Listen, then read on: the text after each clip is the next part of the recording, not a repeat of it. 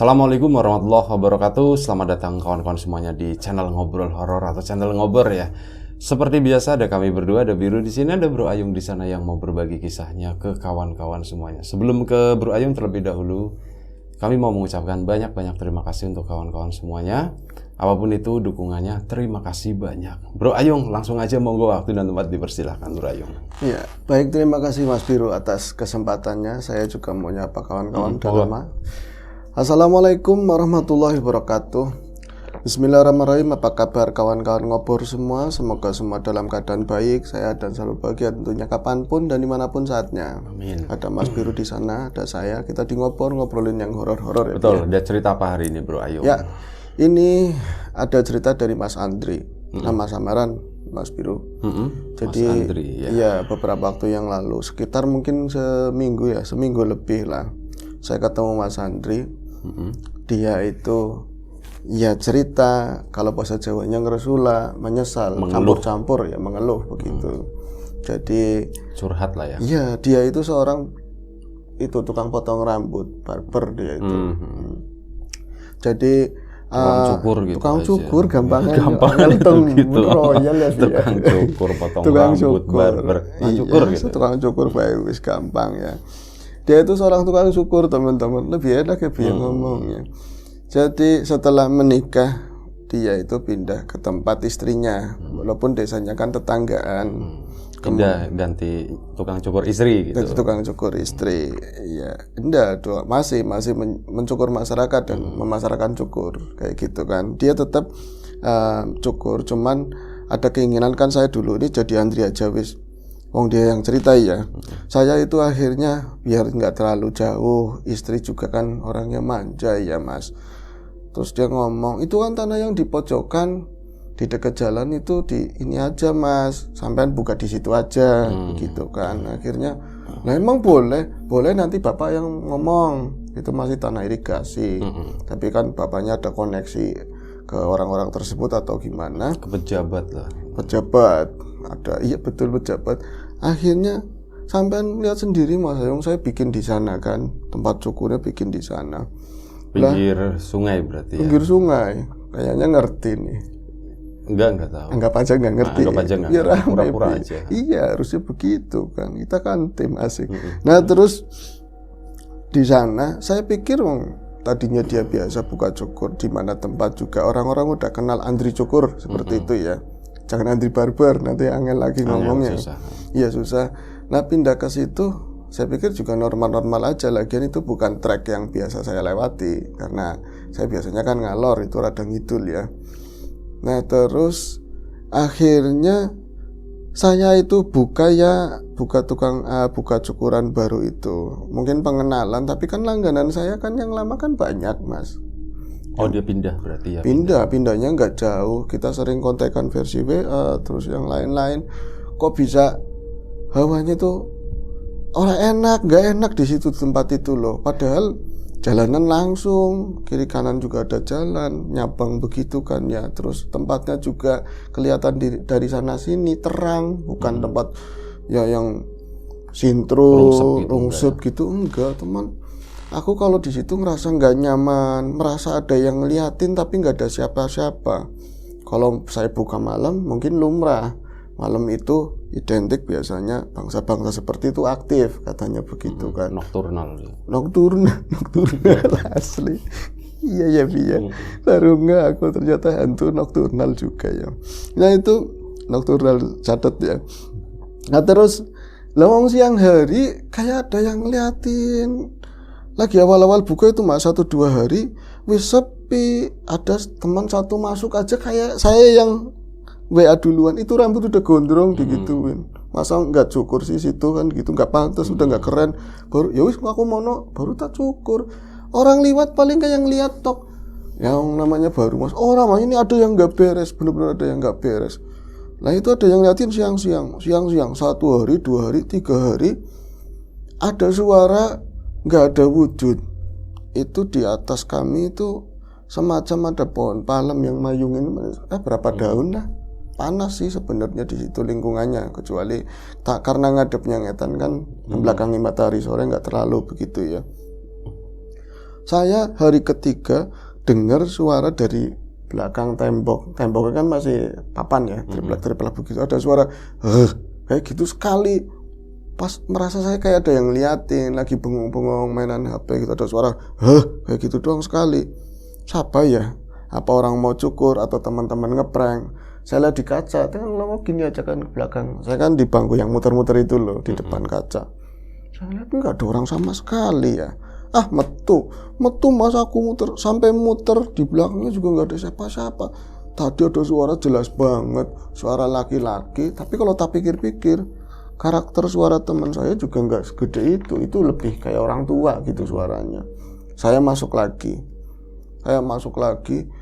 saya seger, saya udah mandi, udah sarapan, malam juga nggak begadang. Tahu-tahu kok senderan lihat ketiduran. Saya tuh ketiduran, di sana-sananya itu saya perasaan rame banget. Ada orang, saya lagi cukur entah siapa, padahal ya ini cukur kan di bawah orangnya di kepalanya ya. Tapi aturan kan bisa ngeliat dari kaca, kayak ini rambut nggak habis-habis dicukur, nggak habis-habis, dan dia mukanya nggak kelihatan nunduk. Terus di belakang itu, di luar itu ada banyak orang nungguin, cuman modelnya kayak bukan di zaman sekarang lah. Kalau sekarang kan otomatis mereka ada yang bawa motor, bawa sepeda mungkin ya. Itu bawa kuda gitu. Bawa kuda, ada yang bawa macan, ada yang bawa meriam gitu, bawa meriam. Mas itu cuman orang di luar pada ngantri, pada berdiri. Apa nonton, apa nyukur. Saya ngeliat ke belakang juga orang-orang rambutnya layak dicukur semua lah. Gondrong, pendekar ya gitu semua. Saya senang, tapi kok ini nggak habis-habis. Tuh lah, ada berapa kumbara, Arya Komandanu. Iya, Arya Komandanu, Arya Dwi Pangga, Pendekar 212, kumpul malah hampir segala macam. Itu di situ siap potong semua. Iya, siap potong semua. Nah itu saya ini orang nggak habis-habis rambutnya sih. Terus aku, Mas, saya ngomong manggilnya Mas walaupun gondrong ya, tapi kan biasanya laki-laki yang potong rambut di situ. Terutama kalau mau Jumatan biasanya rame, kemis wage atau itu rame. Saya bilang, Mas, rambut angel temen sih dipotong kok nggak habis-habis. Dia bilang, persis kayak yang di siang hari itu. Suaranya kayak gitu, kayak gitu. Saya langsung bangun jenggelak. Ya, kayak orang kedorong, kakinya itu dorong ke meja depan. Kaget. Ya? Saya di sini, ya Allah saya ngimpi. Tahu hubungin. Itu suara yang tadi. Saya mulai merinding banget ya. Untung lagi saya merinding takut begitu, ada Mas Andri, potong ya gitu. Ada yang ngomong seperti itu. Itu yang tadi di WA itu ya? Bukan, saudara sendiri. Karena melas, karena melas. Lihat kok sepi. Iya ngomongnya begitu. Aku wira-wiri maring kota arep tuku kerupuk, mau beli kerupuk. Itu sampai ngunjal 2 kali. Karena memang mau ada pengajian kan.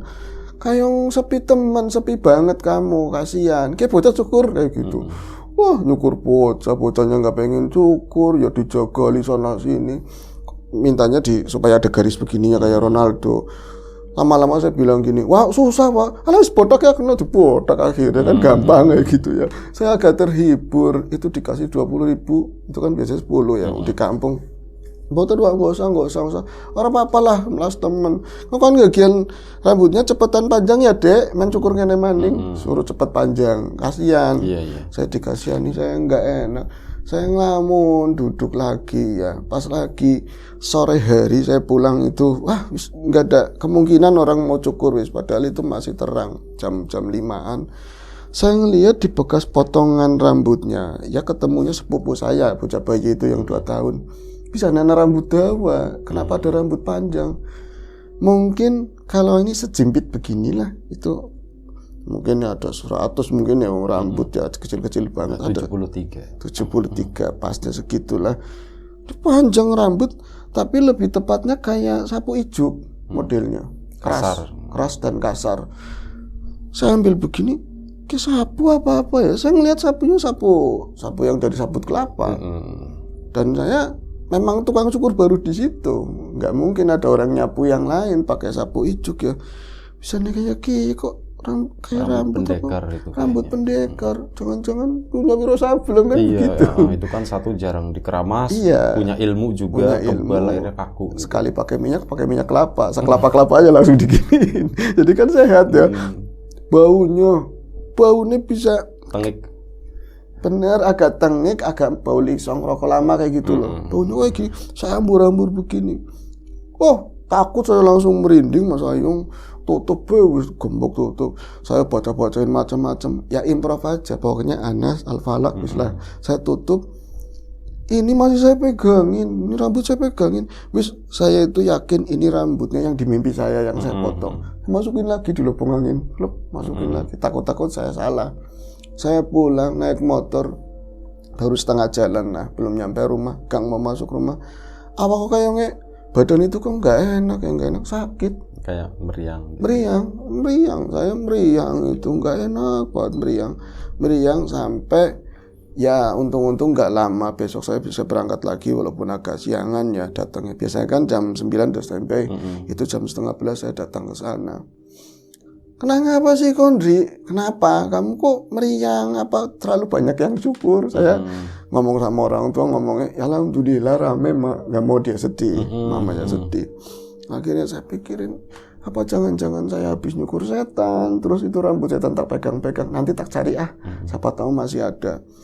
Pas jam 11 besoknya, mak bilang sama saya, anggapan buka, kalau mau buka pagi-pagi sekalian, kalau mau habis duhur sekalian, jangan beduk-beduk, jangan nanggung, jangan nanggung, takarilok, takarilok itu nggak boleh pamali ya. Akhirnya lah bu mak, saya di sini juga nanti ketiduran lagi supaya badannya enak. Saya berangkat sampai sana gembok tak buka, bisa bersih banget. Itu kan yang lain di plester asal begitu ya Bi. Kalau di dalam itu di keramik-keramik bekas dari kamar mandi lama ditatain, itu bersih. Kemarin nggak disapu nggak apa-apa, itu bersih, nggak ada satu rambut sehelai pun, cuman menyisakan rambut setan itu katanya. Ada satu dan posisinya bukan ada di lantai, meja. Adanya di bangku. Oh, di kursinya ya. Di kursi. Dan entah ya Mas Ayung ini salah penglihatan atau apa, ketika saya buka bangku itu keadaannya goyang-goyang. Ya walaupun nggak lama gitu. Kayak ada yang bekas dari situ. Ada gitu. Yang duduk, bekas ada yang duduk. Saya langsung ngomong begini, Mbah, masa guyono loh Mbah, jangan bercanda Mbah. Saya emang di sini, masa sih tempat terang-terang begini ada setan. Setan mau tutupin. Mbah, saya ngapura nih Mbah, kalau misalnya nggak terima di mimpi saya potong, ya nanti gimana caranya manjanginnya lagi. Pokoknya saya mintanya apa saya kasih, ngomongnya kayak gitu. Gak ada jawaban ya, wong saya juga nggak bisa ngelihat. Rambut digimanain? Rambut tak bungkus plastik. Bungkus plastik itu kan ada solatip ya, tak ikat begitu candelin, gue jimat sekalian. Gue rame, pokoknya semua itu ngaco, asal ya siapa tahu rame mas tidak gue. Bener-bener rame hari itu rame. Ternyata saya pikir ini bakal rame terusan. Ternyata itu satu keluarga. Satu keluarga mau ada hajatan. Jadi ponakan sepupu, wak potong semua di situ. Ternyata mau ada hajat pantesan. Besoknya sepi lagi. Oh, jenengan dapat tembakan waktu itu toh. Iya mas, kirain dari macam-macam orang. Pas yang terakhiran, kan saya aneh mukanya kok mirip-mirip, saya tanyain. Sampean masih saudara yang cukur tadi? Mau sedulur kabeh mas? Alah, sedulur semuanya ternyata kan. Ya wis nggak apa-apa. Nah, pas hari kelima itu hari keempatannya. Hari kelima saya itu tos-tosan karena dari pagi nggak ngelayanin sama sekali. Adanya orang nyapa apa ngeledek itu mirip. Yang dewekan itu ngeledek, iya kan? Yang dewekan itu semacam ngeledek lah. Nah saya gondok dalam hati, ya Allah nggak ada yang potong sama sekali. Kalau saya pulang ya berarti saya kalah. Kalau misalnya saya terusin juga bete. Wes nyampe jam 8 malam, saya pulang jam 8 malam. Pas mungkin barengi di masjid itu ada suara azan.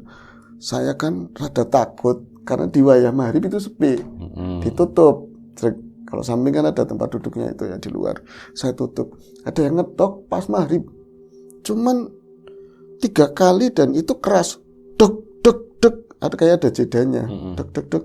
Jam lebu. Saya bilang begitu. Kata si Andri ya. Orang mancing, kok nggak melebu, nggak masuk. Saya buka kan, siapa ya? Nah, kau wujudnya babar belas mas. Itu apa orang lewat? Biasanya pakai motor. Kalau misalnya jalan, langkahnya saya dengar belis kayak mesti setan. Saya nungguin, ngeliatin ke rambut aja. Siapa ya yang saya cukur dan itu rambut siapa sebenarnya? Saya buka lagi rambutnya. Rambutnya saya buka, cuman nggak dihitung, diberesin di meja.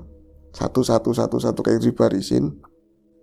Itu kayak yang rata, semua gedenya rata. Itu yang setengahnya itu ujung-ujungnya pada jatuh. Saya liatin sambil ngerokok begitu ya. Entah saya itu sengaja mantengin atau memang gak ada pandangan lain ya. Beteng lihat muka sendiri di kaca.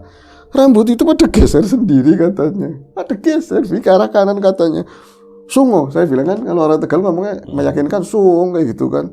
Iya bisa geser. Ngumpul jadi ikatan kayak tadi lagi. Jadi ngumpul jadi satu. Kayak gak mau digituin. Saya langsung mundur begini kan. Saya tutul pakai jari. Saya lempengin lagi kayak gitu lagi, balik lagi ngumpul lagi, nggak ada yang jatuh blas. Dan saat kayak gitu barengin lampu kan deket banget, lap kayak gitu, wis horor banget pokoknya. Akhirnya saya ngomong gini, Mbah tolong Mbah saya pulang. Iya saya pulang, saya mungkin ngelewati waktu jam kemalaman gitu. Udah kemalaman. Rambut kalau mau dibawa-bawa katanya, saya nggak butuh rambut kayak gitu. Ini kan di bagian samping foto-foto gambar-gambar artis model ya banyak kan ya yang model rambut apa aja. Kita percaya apa Mas? Aku percaya, aku tukang cerita horor. Yang sampean ceritain horor saya harus percaya. Kalau nggak percaya nggak ada cerita ya bilang. Salah satu foto nih anak sing aneh katanya. Kan banyak kan orang-orang Oriental ya yang buat model kayak gitu. Kalau barat sebelah samping, orang-orang luar lah ya barat. Kalau sampingnya tuh biasanya orang-orang Korea atau Cina kan kayak gitu. Sana nasi ireng dewek katanya. Ada yang hitam sendiri. Itu bagian ujung paling atas. Tadi saya kan lihat di tengah. Kayak ketuntun ke atas. Itu yang paling pojok ada foto. Saya bilang foto ya karena memang ada bingkainya sama. Itu bukan manusia. Sung bukan manusia. Sampai tahu dari mana? Yang jelas di sini Mas jelas. Kunjung semua kayak gitu. Tapi mukanya hitam katanya. Mukanya hitam dan rambutnya hidup kayak kena kipas angin. Saya langsung lemparin, ya nggak dilemparin, saya langsung jebrak ke sana saking kaget. Rika siapa? Ngomongnya bahasa Tegal ya. Rika sampean itu siapa? Dituding begini, kosong di kotak itu memang kurang satu, emang kayak ada sengaja dibikin spasi gitu ya. Alinea kayak model kayak gitu. Saya tanyain kayak gitu, Rika sampean siapa? Itu langsung bukan pakai tipis-tipis mbayang tapi langsung hilang dan itu ada di luar di belakang saya. Sosok itu ada di belakang saya. Sampean tahu dari mana? Pokoknya walaupun mata saya nggak ngeliat, bayangan itu ada jogrok di situ. Merinding semua saya itu. Di dalam ruangan situ. Bukan. Oh di luar bangunannya. Berarti dekat jalan malah di situ ya, di luar bangunannya tapi kayak mungkin sejengkal dari kaca kan deket banget. Itu juga batasan bukan tembok triplek kan ya.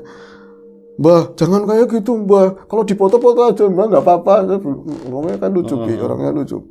Kalau dipoto-foto aja nggak apa-apa. Cuman kok diem aja nggak ngomong nggak Pak. Saya itu pelan-pelan nengok ke arah belakang. Dia itu yang tadinya mungkin perkiraan saya dia itu tinggi besar. Tapi pada saat nengok dia itu seakan-akan mau ngeliat muka saya. Jadi nunduk sama-sama nunduk. Dia itu posisinya lagi begini ngelawak di kaca. Saya depan muka begini. Oh Allah, orang kamu dan apa katanya? Pingsan, langsung pingsan. Dan saya dicari sama ini kan keluarga. Cuman di situ kan orang mulai lewat banyak.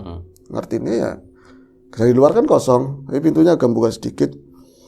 Apa jangan-jangan masih di tempat cukur? Saya melihat motornya di sana itu udah pingsan. Akhirnya kan dibawa pulang kan, motor ada yang bawa pulang juga. Cuman karena saya pengen nerusin usaha, misalnya ada sesuatu, ini ada orang jahat sama saya atau dari lingkungan, pengen diberesin. Jadi nggak mau terus terang sama orang tua, nggak mau sama sekali terus terang sama orang tua. Nah setelah itu saya ngobrol sama teman-teman, dikasih unjuk lah seorang yang paham tentang hal itu. Akhirnya saya datang ke sana. Orang apa Kak, uangnya nggak pakai begini-begini. Yang penting kita mau niatnya nolong. Kalau memang harus sampai itu layak ditolong. Saya cerita itu katanya makhluk itu emang dari dulu di situ. Dari di situ panggonannya, tempatnya di situ dulu ada pohon gede di situ, dan memang seberangnya itu juga kan ada makam, pinggir kali makam gede. Jadi bukan cuma kamu, kalau orang dulu itu sering lihat sosok itu ada di pagar, kayak pagar rangkah namanya, pagar yang bambu. pagar Itu kadang-kadang, tapi biasanya orang jauh, bukan asli penduduk situ gitu. Dia pendatang itu yang lewat gitu yang ya. lewat, seolah-olah dia kayak mau ngadang orang, nyamar-nyamarnya kayak gitu. Itu biasanya gangguin kayak gitu. Akhirnya Mas, ini cerita kan udah lama ya. Akhirnya ditolongin sama Mas itu ya. Ditolongin sama Mas itu, dia ditempatin di satu pohon dan jangan Dipindah maksudnya. Iya, ya masih lingkungan situ. Saya suruh nandur kersem. Kersen ya. Kersen, buah kersen. Cari Jakarta itu cari ya. Cari-carian. Itu 2, berarti sebelah kiri sama sebelah kanan. Itu fungsinya bagus buat hawa yang bagus lah, seperti itu energinya. Saya alhamdulillah setelah itu saya aman. Mulai berdatangan orang potong rambut dan lain-lain lah, wis rame di situ lumayan buat hari-hari. Saya berterima kasih, tapi mau kasih uang saya juga nggak punya uang, paling rokokan tok kayak gitu kan. Sekitar 2 tahunan, berarti 2 tahunan saya udah di situ. Sampainya barulah lihat saya rame. Iya saya lihat, memang udah biasa banyak orang potong. Bisa saya sepi, kok diisi kita cerita katanya. Kemarin namanya istri saya ya, namanya ibu-ibu kan ada ya sosialitanya. Bocah PAUD, jalannya itu bocah PAUD. Jadi ada debat-debat masalah mau piknikan. Istri saya memang kayak orang nggak punya tapi royal, memang gara istri saya tuh ngusul-ngusulin piknik. Kalau di sini yang jauh-jauh, Singapura, ada di Netherlands, ada di Swiss, itu kan nggak dingin. PAUD gitu. Iya PAUD itu kan ada satu ibu-ibu itu kan nggak ada di kurikulum. Maksudnya kalau misalnya ini yang deket-deket, bocah kecil dicemplungin di kali aja seneng, katanya begitu. Itu mah ibu-ibunya aja yang pengen berantem di sekolahan. Kan mereka pada nungguin bocah sekolah. Terus di media sosial, Facebook, rame kan ya. Ternyata itu istrinya Mbah yang nulungin saya. Gitu. Jadi saya nggak tahu yakin kalau misalnya yang rame-rame itu yang nulungin, yang jadi musuhnya istri saya itu istrinya ini. Istrinya Mbah yang nulungin. Suaminya saling bantu, istrinya bentrok. Saya nggak tahu. Terus ada yang ngomongin temen lagi kan, itu kan masih saudara lah perempuan. Mas Anji ngerti orang sampean, katanya. Ngerti apa enggak? Istrinya sampean ribut tuh sama siapa? Oh gedean gua, katanya. Facebook sih, dileng katanya, liatin. Sama siapa? Saya ngontrol loh ya lewat HP-nya itu saudara-saudara. Astagfirullahaladzim, itu apa yang istrinya banyak. Saya itu nggak enak hati ya. Saya mau ngadep ke Mas itu yang nggak enak. Ya terus serba salah lah. Akhirnya saya cuman ngutus seseorang buat permohonan maaf, yang namanya perempuan lumrah kayak gitu. Dan setelah itu saya itu sepi lagi katanya. Sepi lagi, cukurannya itu sepi lagi, hawanya nggak enak lagi, dan sampai sekarang tuh sering tutup. Jadi kalau kata temen yang dekat sama Mbak itu dia paham, wong pintar kan pahamannya, sering ribut istrinya begitu kan. Apalagi yang memang yang nentreng istrinya si Andri sendiri yang sering bikin ulah kayak gitu. Dia itu bahasanya itu nggak nyabut perlindungannya lah, tamengnya dia itu nggak dicabut. Terus makhluk itu juga nggak disuruh ke situ lagi. Tapi karena dia itu bahasanya itu kan nggak bisa ngontrol istrinya, nggak bisa open, kayak kunci itu kebuka sendiri gitu loh, Bi. Jadi kayak sananya itu sampean kayak lepas sendiri lah kayak gitu modelnya. Angel Mas diceritain. Jadi karena kesalahan saya kayak nggak ada ini cover dari dia lagi. Dan saya buat ngomong tulung Mas gitu, malu, nggak enak hati sampai sekarang. Sampai sekarang ceritanya kayak gitu, Bi. Berarti kondisi sekarang sepi ya? Sepi gitu. lagi. Ya semoga Semoga nanti ramai lagi Semoga lah ramai gitu ya. lagi. Oke, ini udah Bro Ayung ya berarti. Iya, Oke, udah. Nggak tahu sih kalau misalnya ada permintaan maaf langsung terus diupayakan lagi, nggak tahu. Ya harusnya ya minta maaf aja sih. Suami sama suami, istri ribut sama istri ya urusan mereka gitu. mereka, Suami mah tetap bodo amat gitu, baik-baik aja. Ya syukur-syukur nggak usah ribut-ribut lah, apalagi sampai sosial media kayak gitu, terus sesuatu yang nggak penting gitu ya. Baik, itu aja. Terima kasih Bro Ayung, terima kasih siapa Mas Andri, Mas Andri Cukur, terima kasih atas pengalaman yang dibagi ini. Semoga kita semua bisa mengambil sesuatu yang positif dari apa yang Mas Andri ceritakan. Untuk kawan-kawan di rumah juga, terima kasih, kita mohon maaf misal ada sesuatu yang nggak berkenan di mata, di hati, di telinga kawan-kawan semuanya, mohon dimaafkan. Doa terbaik dari kami untuk kawan-kawan semuanya.